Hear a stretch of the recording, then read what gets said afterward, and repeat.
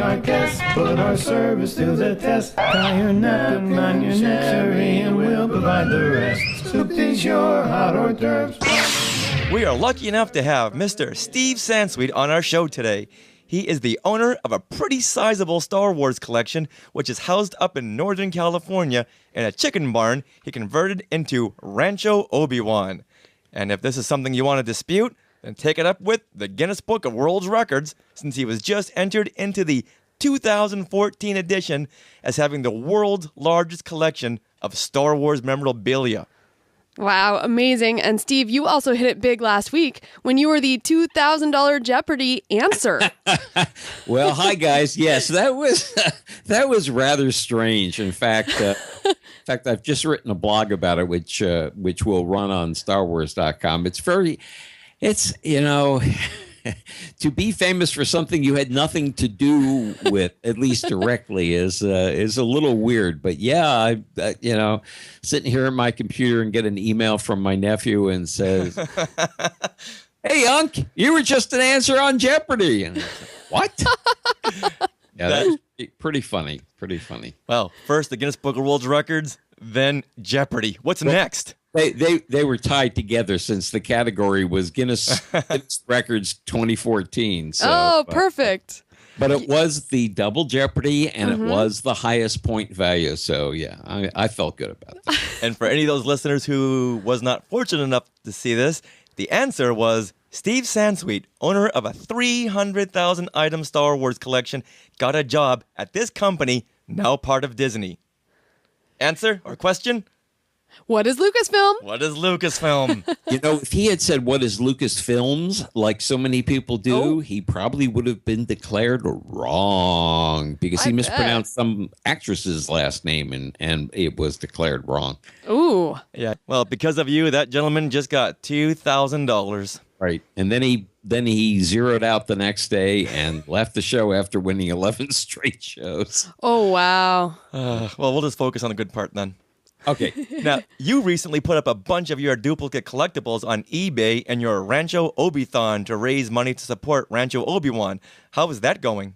Well, we actually did two. We started the Rancho Obi-thon, which was a 1-week eBay auction of things that had been donated to us, mainly by good friends who are artists and either prints or original art. A nice piece from Gentle Giant. And then we also started at the same time something that is continuing called Rancho Obi-Wan dupe deals. And this is, in fact, duplicates of things that I mostly accidentally bought two of. And I got half a barn full of that stuff over all of these years. And so Guilty. That continues. So under the Rancho Obi-Wan charity store, we've got a lot of things listed, buy it now, and bidding, and that will continue indefinitely. Great. So the Rancho Obi-thon did very well, and we're still sort of totaling up all of that, but well over $15,000 was raised in that 1 week auction, and we are thrilled with that. And our plan is to continue doing that twice a year. Once a year would be our big annual fundraising gala. Last year, the theme was the World Record Night.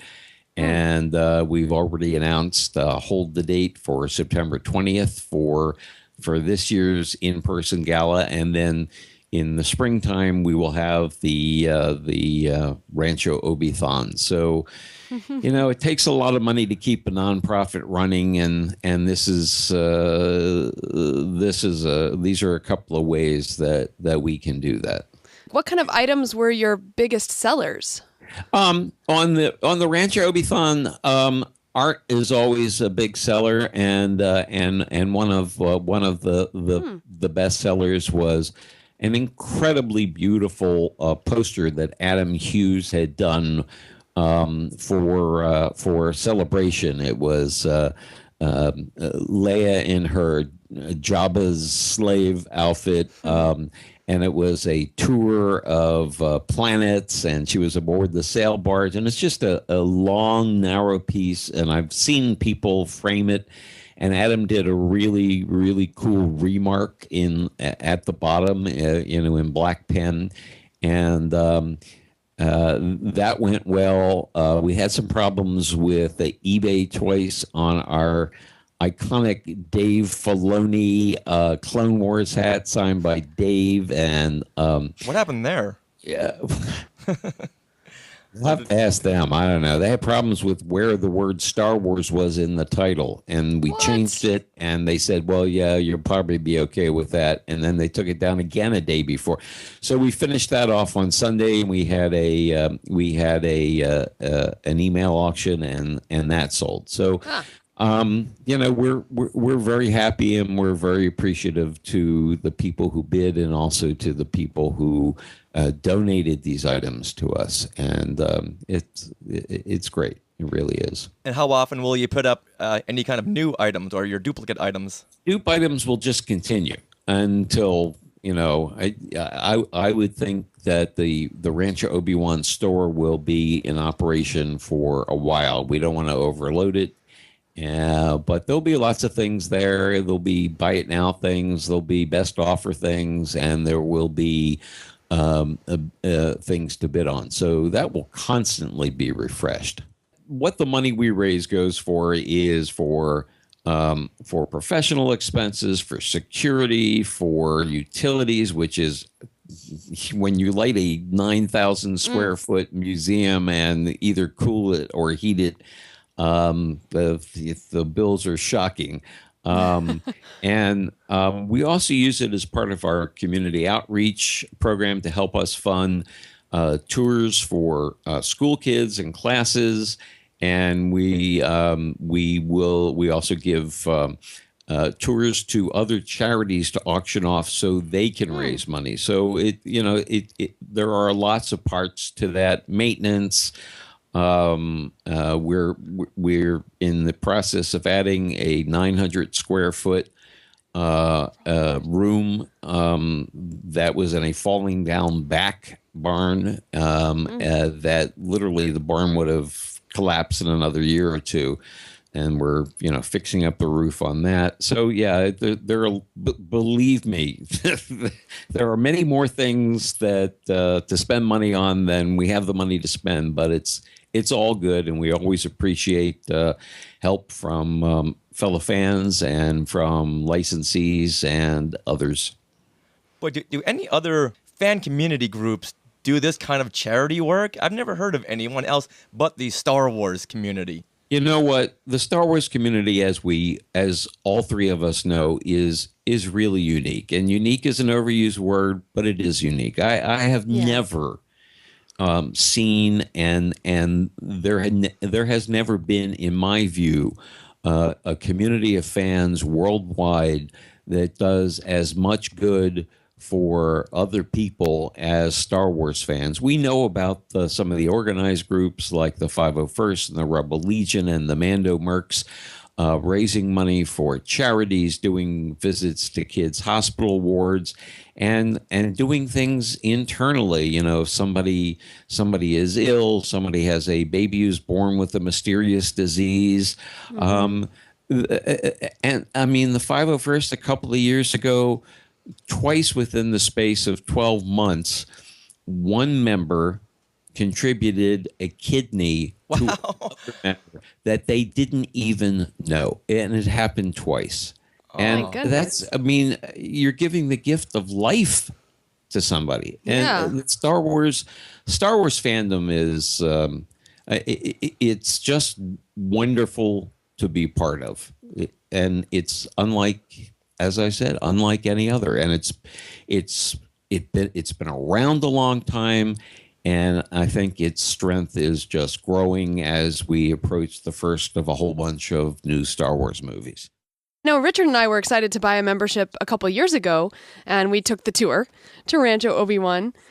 And then we hooked you and made you volunteer. Absolutely, yeah. Yeah, at Celebration 6, the best time I had at the convention was volunteering for Rancho Obi-Wan. Just so amazing. You know what? There are a lot of people, and not just Rancher Obi-Wan, but there's so many people who say, I go to conventions and the most fun I have is being a volunteer because I want to be Part of behind the scenes and where, I just don't want to spend 8 hours just walking around and looking at dealers or sitting in on every panel. Or it's fun to spend some time at least volunteering. You get a great sense of community, and that's what Star Wars fandom is all about. On Skywalking Through Neverland, we always have a countdown to Celebration, and some people will email us and say, hey, what kind of things should we look forward to? And I tell them, if you've already been to a celebration, great, but try volunteering either at Rancho Obi-Wan or Official Picks, just so you can see what goes on behind the scenes and meet more people. I agree. Volunteering is a lot of fun. Yeah, because these big conventions just take so much to put on, and it's just so gratifying to become part of that and just help out with everything that we can.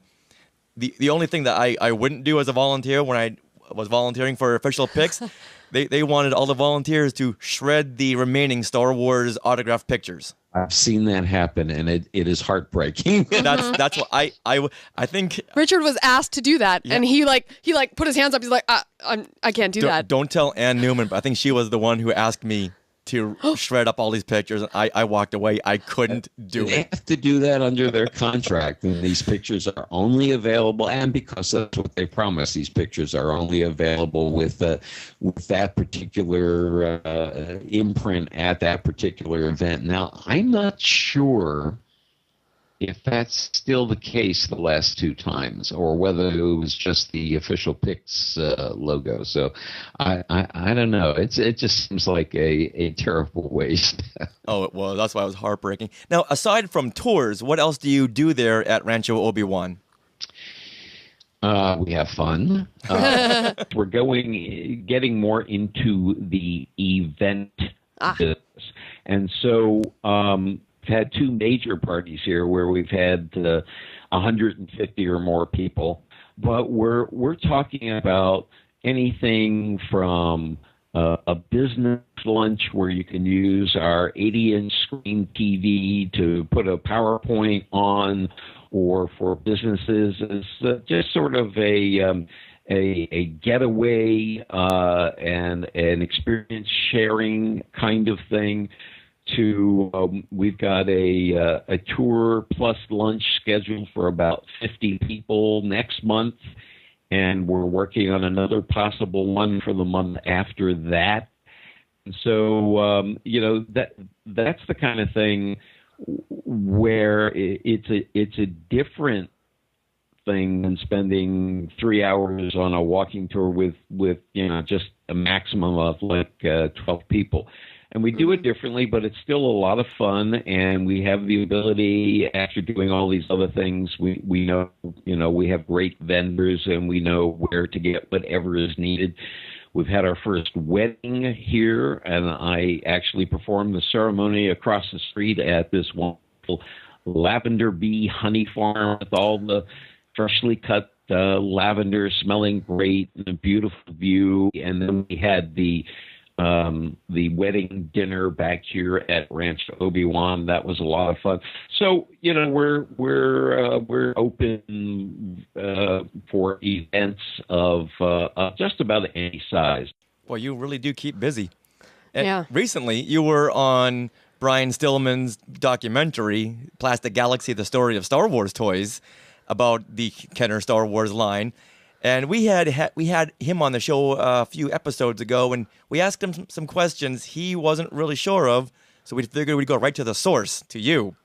Okay. Now, why did the first line of 12 Star Wars action figures not come with any of the popular Cantina creatures? Well, that's going to be speculation on my part, but speculation based on some knowledge. And Kenner was very, very limited in the beginning in the kind of resources that they were given by Lucasfilm. And the Cantina scene in particular, no one really expected it to be as popular as it was. It was just sort of oh, there's this interlude. George had this idea, number one. Number two, George was not happy with the footage that he got in the UK. So it was much later, much closer to the actual opening of the film, that he redid much of the cantina in Los Angeles at a soundstage in L.A.